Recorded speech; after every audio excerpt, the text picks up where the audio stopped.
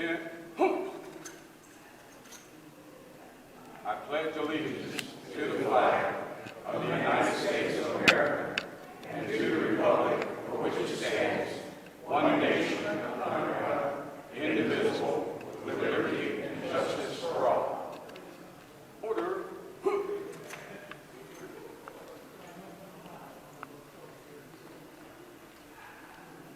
Detail. A. On the left. Half step. There. There. There. I don't know how I live. I don't know how I live. Well, good morning, everybody. Good morning. So welcome to the National Veterans Memorial and Museum. I'm Lieutenant General Mike Ferreter, and I'm the President and CEO of this great institution. And on behalf of our staff and on behalf of Tom Cunningham and the Purple Heart Order, I want to welcome you all here and for this really special event. Now, normally, I would probably say something like, distinguished guests, friends, family. It's a great day to be a soldier, sailor, airman, Marine, Coast Guard. Great day to be a veteran. Thank you all for coming. But I think today, what we're going to unveil today didn't happen accidentally. It happened because of the super hard work of a lot of people. And so people like the Honorable Michelle Lepore Hagan, representative from Ohio's House District 58, and there's about 20 names I'm going to call off. So if I don't call your name, then raise your hand, and I'll get you at the end. But Major General Deborah Ashenhurst, Director of the Ohio Department of Veterans Services, Sean McCarthy, Assistant Director of Ohio Department of Veterans Services, Roger Friend, U.S. Army, American Legion Department of Ohio Commander from 2019 to 2021, Jim Castor, U.S. Army Disabled American Veterans State Commander, Richard Stobbs, Military Order of the Purple Heart Chairman, Gold Star Family Committee, Ed Morass, the Tuskegee Airmen's Foundation, Dan Hoff, U.S. Army Military Order Purple Heart Department Commander 2020 and 2021, and an Afghan veteran 2003 to 2005. Dan, I'm glad you're here. Lieutenant Colonel Victor Wilson, Army National Guard, Chairman of Ohio's Department of Veteran Services Advisory Committee, Jerry Ferris, United States Marine Corps, Military Order of the Purple Heart, Commander, a Vietnam veteran, awesome color guard today. Thank you. John Bennett Hoof, U.S. Air Force Gold Star Family Committee member. Robert Burr, U.S. Army Military Order Purple Heart Department. Mark Rell, U.S. Navy, past first Vice President, Vietnam Veterans of America, Buckeye State Council. Will Thompson, U.S. Army Military Order of the Purple Heart Deputy or Department Commander, 2017 through 2018, Iraq, 2003, 2006, Army Combat Engineers, 2nd to the 16th, and 6th to the 12th, 16th Brigade. And two honored guests, Emmett Jarvis, Sergeant First Class, U.S. Army's 10th Mountain Division, and 2nd ACR Pathfinders in Iraq, 2003, in Afghanistan, 2006 through 7, 2008 through 9, and in 2013, May to November. And the Junior Vice Commander, Military Order of Purple Heart, Chapter 148. And then my friend, and now all of our friends, Colonel Michael Kelvington, U.S. Army Ranger, graduate of West Point, 13 deployments to Iraq and Afghanistan. Served with my, you always say the following, any one of us who's been there says the following. You say words like, I hope my son could deploy with that person. And both my sons did. And so, Mike, great to have you in town. He's got about one more night in his new house than I have in mine, since I have just one night in my new house. And yesterday, my upper body workout was moving 100 boxes and 5 mattresses in order to be in the running for Husband of the Year and Granddad of the Year still. It's a pretty serious event today, but we take these events very, very seriously, but we don't take ourselves very seriously. And we try to keep it balanced in that regard. We're really honored to host the unveiling of the new Purple Heart license plate. We're here sharing veteran stories every day here at the National Veterans Memorial Museum, and it is to honor and inspire and connect and educate. And these events, you know, a lot of play on words today, but pump the lifeblood into the NVMM. Our goal and aim is never to be called the old vets. And if you're from town, you know what I'm saying. And if we don't remain relevant, then we can soon just be a really nice museum on the hill. And that. So events such as this allow us to honor those who have been wounded in combat operations and all those who have served. And then we have amazing events like our third wedding, which will be this Friday. And so if any of you gentlemen are fixing to get married, just see Lauren in the back and she'll square you away. More likely your daughters or granddaughters. But this event is capping a month of special events supporting veterans and civilians alike in our support of the fallen and injured awarded the Purple Heart. You all know that on August 7th, the National Purple Heart Day, we worked with the area leaders to have our buildings lit up with purple lights. And even the Levesque, who had Pelotonia coming up and for many years liked the color that they had in there, they acceded to our request and to Tom's request and to your request in order to have the purple shown on that Sunday, August 7th, if I remember the day. We hosted a Purple Heart 5K run here at the museum, and we aired our August 7th Rally Point program, Trauma and Treatment, Caring for Our Combat Wounded, on the 7th as well. A magnificent program where during Rally Point we had a conversation of two incredible combat doctors, Dr. Gregory Argyros and Dr. Rocco Armanda, who shared their experiences operating in the field and operating at Walter Reed at the same time. And so Rocco, who had actually been a student of Greg's previously, was patching up our Marines and our soldiers near Fallujah and sending them back through a Landstuhl to his mentor, who was at Walter Reed, who did the reconstructive and long-term care. And to hear them describe their feelings and their thoughts and their remembrances from back then, as well as to share it with each other for probably one of the first times, is a great example of the type of programming that we're able to do here, that Andy Cloyd and the team put together, that Bill often champions, and then they dress me up and have me do the kind of fireside chat with these guys. So if you haven't seen that episode, what's also really cool about it is you can see it. You don't have to be in attendance. Our original rally points, many of you came to, 50 to 75 to 100 people in here with a brunch and making sure veterans are connected to each other and we're taking care of each other. But now 6,000 people can see it. And so we can project the National Veterans Memorial Museum or project our presence nationwide due to the innovative programming of my team. In fact, this one is one of our most viewed programs with 19,500 views and still rising. Again, I'm proud and like to say we have a great team here at the NVMM with hearts of service for others like you and your teams advocating for veterans and addressing their needs. It is amazing what a great team of teams can do. And so let's give a big round of applause for my team, but also for you and this work that brought us here today.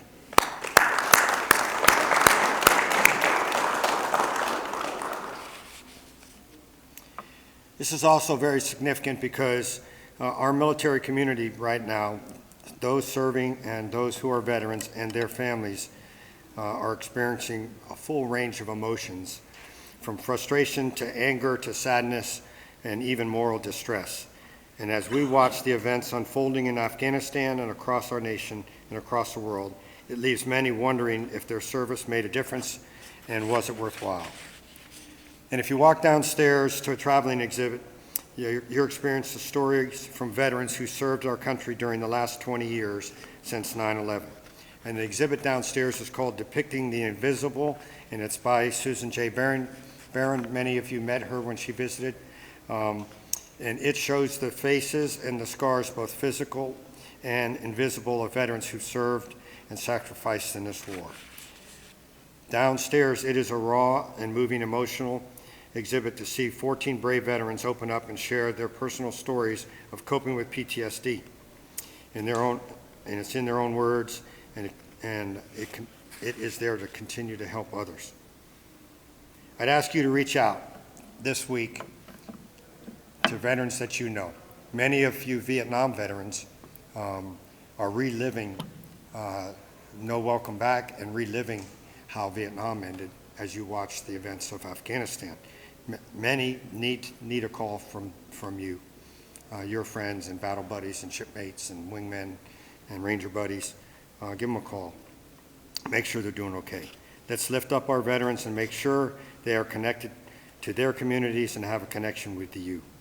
Let's create a network of both caring and resiliency. And as I say those words, I recall how many times I'm asked, but you're just a museum, right?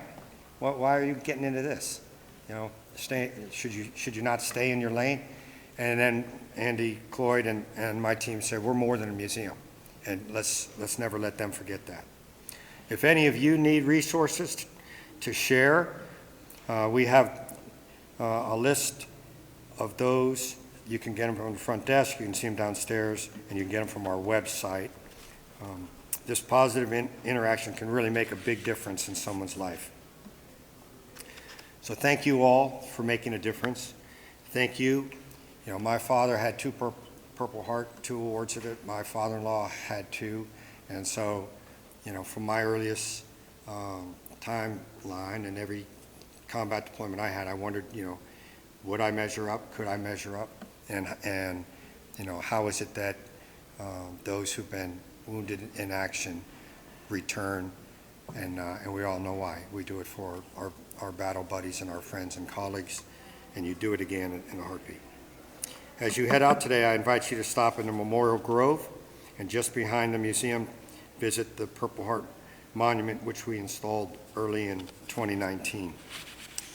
And we are honored to have this memorial here to recognize the importance of our partnership with the Military Order of Purple Heart. And we value our ongoing relationship with each and every one of you. So go forth and make history. You know, God bless you. God bless the United States military, and God bless the USA. Thank you for joining us today.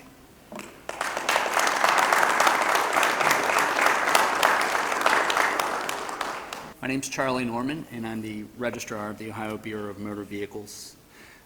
And we're really honored to be here with you today to celebrate the creation of this plate. Ohio has over 100 military special interest plates to honor the sacrifice and accomplishments of those who have served. And the Purple Heart Disability Plate is a special plate, I think, that has special meaning because it really speaks to the plate holder's sacrificial love of country. And that sacrifice is particularly worthy of recognition, commendation, and admiration. And the BMV is really proud and honored to have played a small role in this process. A lot of hard work goes in on the front end before a specialty plate ever comes to us. And so for those of you who did that hard work and the footwork and got the signatures and dealt with the legislature and shepherded this plate through the process, thank you for doing the work to make this a possibility. The Purple Heart Plate, disability plate, can be obtained at no additional cost to eligible veterans at any Deputy Registrar License Agency or online at bmv.ohio.gov. Again, we are just pleased and honored to just play a tiny, tiny part in this ceremony and in the creation of this plate, and I hope to see quite a few of them out on the road over the next couple of years. So thank you again. Thank you for allowing us to be a part of this ceremony. I do. And on the back of the name. And we have a couple of plates we wanted to provide today, and Mr. Stobbs assures me that the actual real plates are on the way. So, yes. So, the first is to Leo Conley, Purple Heart recipient.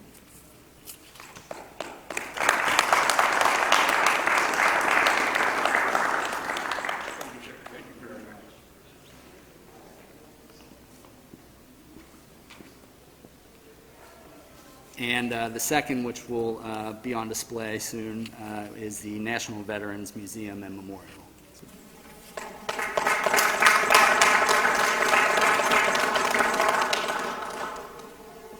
Again, thank you everyone for coming. Thank you for allowing us to be a part of this. It's really a great honor for my staff and I to be here. So thank you.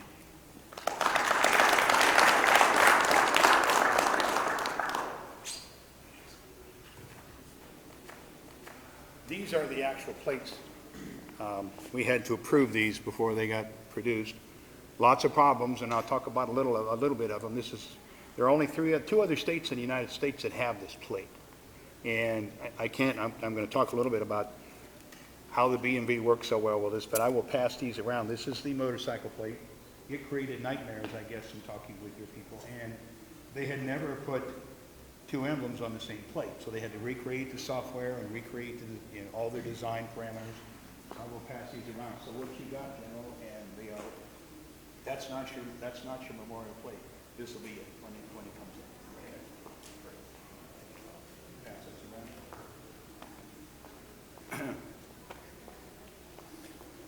And thanks to all the individuals involved, this was a 5.5 year. I've turned this thing off 3 times. To bring about these 2 new plates.